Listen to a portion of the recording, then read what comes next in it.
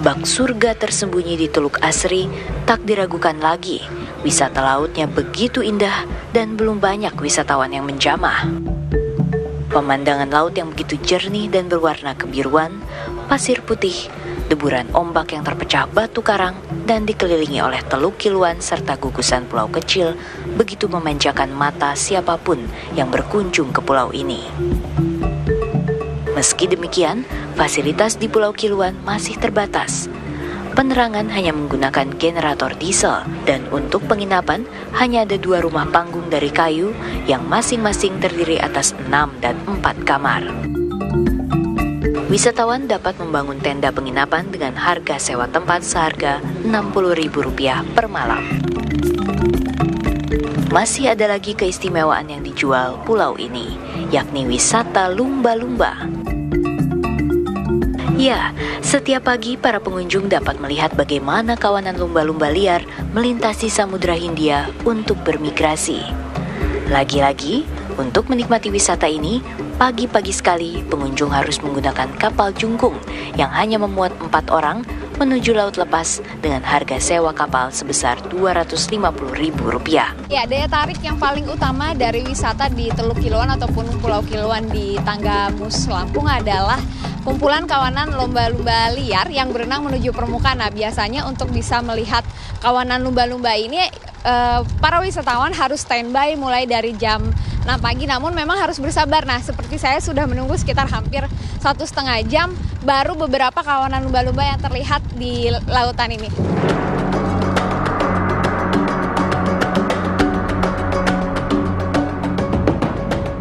Pulau Kiluan memiliki luas 5 hektar, namun tak berpenghuni, kecuali seorang ibu bernama Marhana dan suaminya Dul Hafid.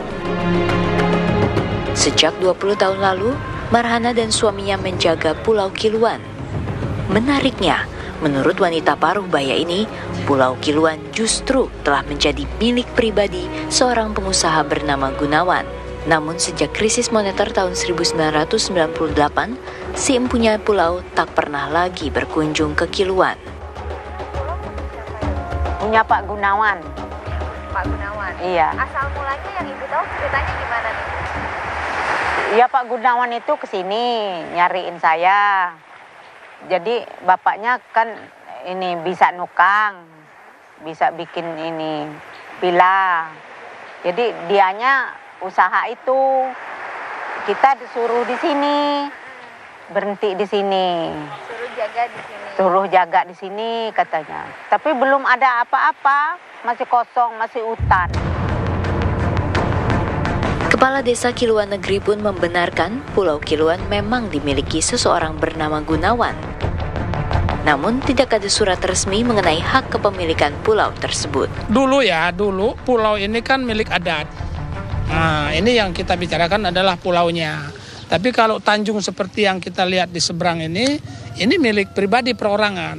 Itu. Tapi kalau pulaunya, kalau menurut aturan itu kan tidak boleh dimiliki oleh perorangan. Nah, cuman dalam hal ini karena memang Pak Gunawan itu pernah mungkin membayar, nah maka diklaim itu adalah milik Pak Gunawan. Kabar telah berpindah tangannya kepemilikan Pulau Kiluan menjadi milik pribadi dibantah pemerintah setempat. Gubernur Lampung juga menuding ada pihak tak bertanggung jawab yang menyebarkan isu Pulau Kiluan dijual. Ya, kami mencurigai itu hanya sekedar isu, orang sedang memasang. Saya nggak tahu motivasinya juga seperti apa. Tapi kita juga sedang menyelidiki dan tentunya kita dalam hal ini kan pemerintah Kabupaten Tanggamus mengambil langkah-langkah dan kami mendukung langkah-langkah pemerintah Kabupaten Tanggamus untuk kalaupun itu benar untuk menguasai kembali wilayah tersebut sesuai dengan aturan yang berlaku. Karena kan ada aturan-aturannya juga terkait dengan kepemilikan seperti itu.